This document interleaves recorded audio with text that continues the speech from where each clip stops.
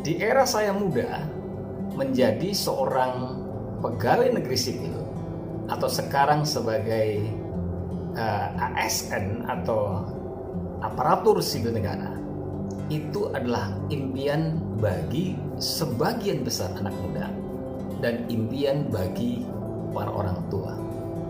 Orang tua yang dapat menyekolahkan anaknya paling tidak sampai ke jenjang strata 1, maka mereka berharap anaknya menjadi seorang pegawai negeri di sebuah instansi. Walaupun gajinya tidak seberapa, tapi mereka memiliki masa depan yang dikatakan lebih baik karena di masa tuanya mereka akan mendapatkan uang pensiun. Tapi dari waktu ke waktu sedikit demi sedikit mulai bergeser menjadi seorang profesional di sebuah perusahaan swasta juga menjadi sebuah impian, karena ternyata di perusahaan swasta yang dikelola secara profesional mereka dapat meniti karir, bahkan mendapatkan imbalan income yang jauh lebih besar dibanding menjadi seorang pegawai negeri. Nah, pada zaman milenial ini berbeda lagi, di mana knowledge tentang bisnis, tentang kewirausahaan mulai diajarkan dari usia dini, usia remaja, bahkan sampai ke universitas. Maka ini menjadi sebuah pilihan yang menarik bagi anak-anak muda, sehingga sebagian anak-anak muda mulai berpikir, bahkan mulai memiliki sebuah keinginan dan terjun di dunia bisnis di usia yang sangat muda. Mereka tidak lagi mengikuti nasihat para seniornya yang berkata begini, kamu jangan bisnis dulu, kamu kerja dulu di sebuah perusahaan, let's say 10 tahun, 20 tahun. Setelah itu, setelah memiliki pengalaman yang begitu banyak, silahkan kamu membangun sebuah bisnis. Sekali lagi, nasihat tersebut hari ini tidak selamanya relevan.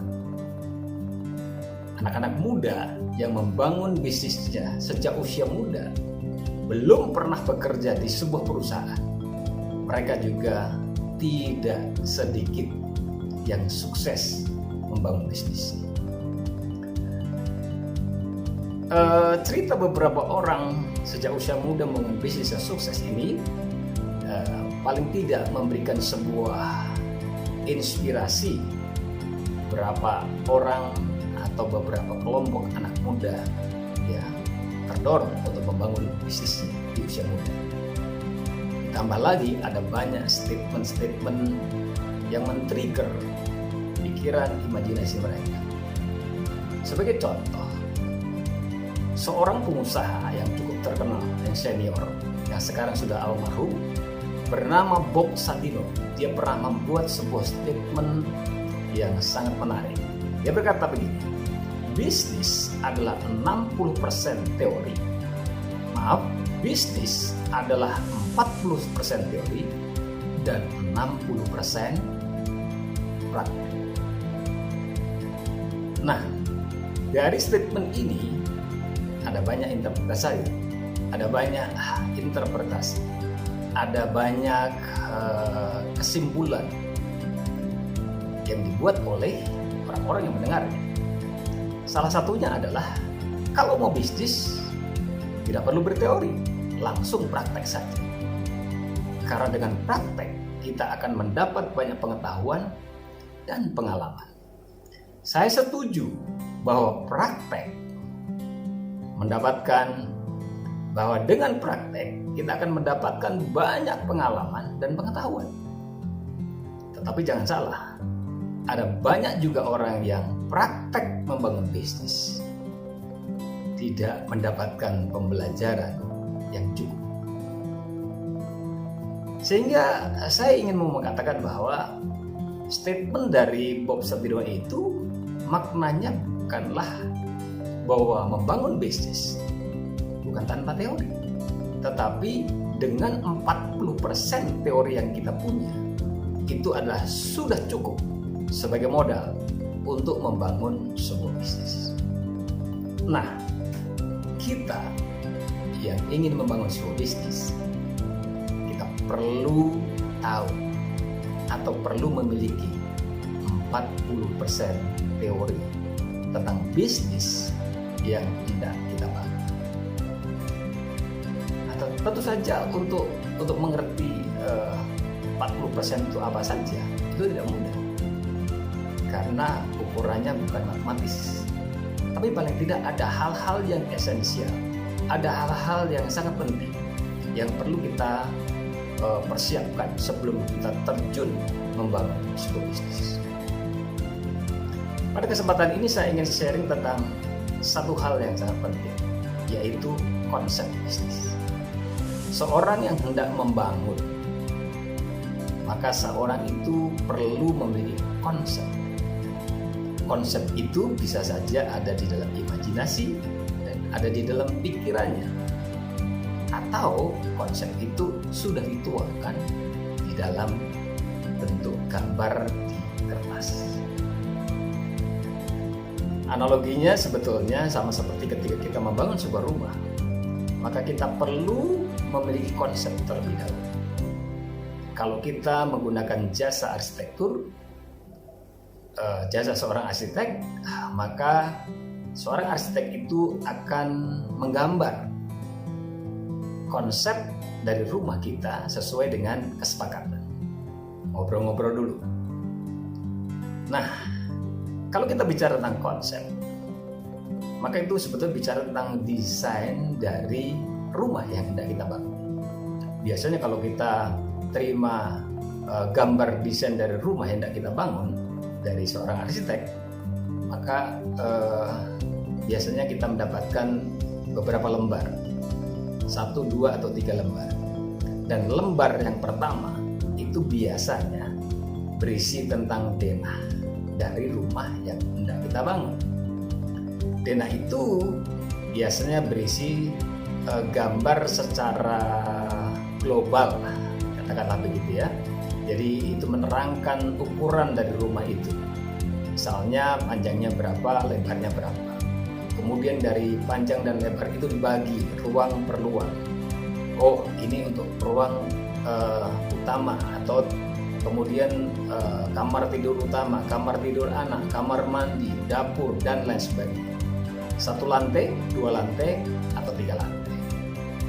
Itu adalah sebuah desain di halaman pertama.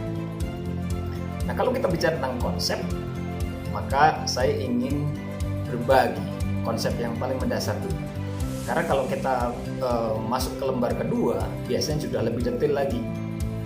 Ya, lembar ketiga sudah lebih detail lagi. Tapi hari ini kita akan belajar bersama-sama tentang denah dari rumah yang hendak kita bangun. Denah dari bisnis yang hendak kita bangun. Kalau rumah tadi berbicara tentang ukuran, maka bisnis itu sebetulnya juga ada ukuran. Di dalam ukuran bisnis, paling tidak ada 4 ukuran.